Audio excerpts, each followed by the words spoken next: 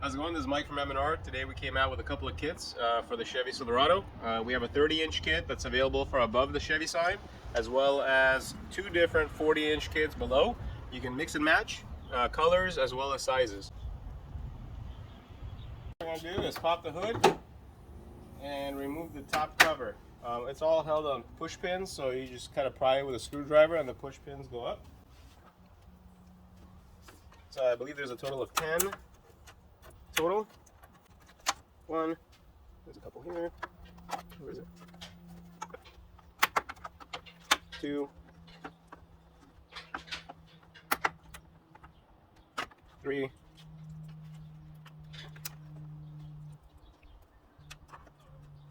4, 10.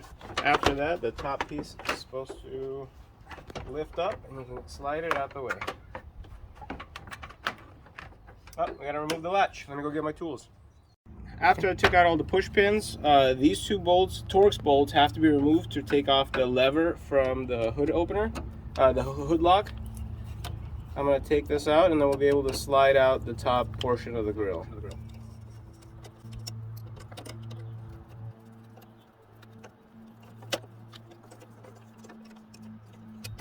You slide it this way. After removing the lever and sliding it out, we're going to take off the top cover and see what we're working with. First thing we're going to do is remove the 10mm bolts. There's 4 on top, and try to see what else is holding this grill down.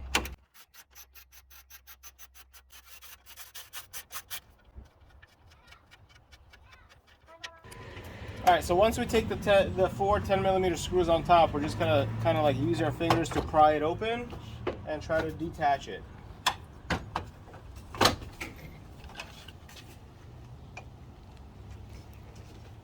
Go ahead. Hi. What's up? For this installation, we're doing a 40-inch light bar below the Chevrolet sign on the front of the grill. Keep in mind that on our brackets, you're capable of installing 1, 2, or even 3 light bars in this particular opening, depending on your desire. So when you see us installing the mounts, you'll be able to adjust it to fit which particular part of the grill you wanted to shine through. For this part of the install, we're working on the driver's side first. We're going to go ahead and thread it. We're going to use these 2 bolts. These are all factory. I like to thread it first. Get a second one.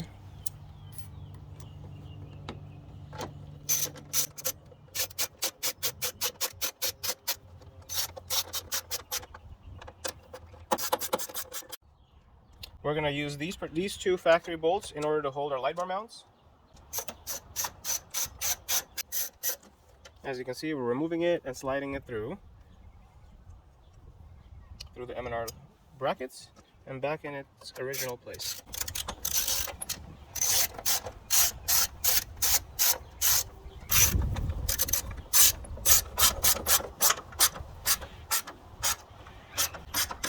So now that we have the bottom one installed, I want to show you guys how easy it is to actually put an additional light bar into this rail.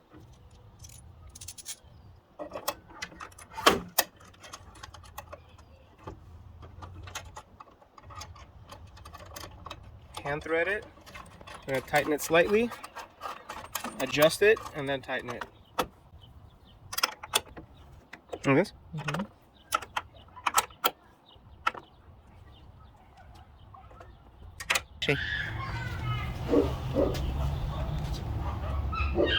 Depending how you like it to look like, in this particular situation we did 2 40-inch light bars. You can adjust them on the rail, up or down. From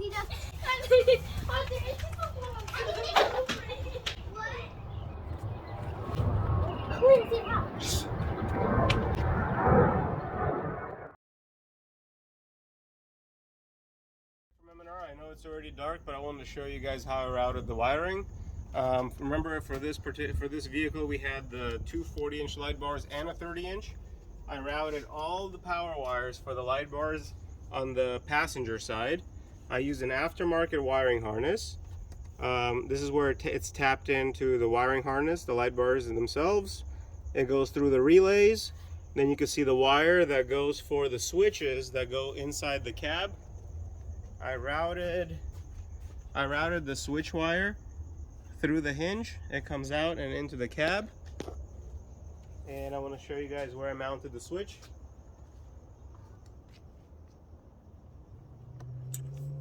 It's right here on the dash.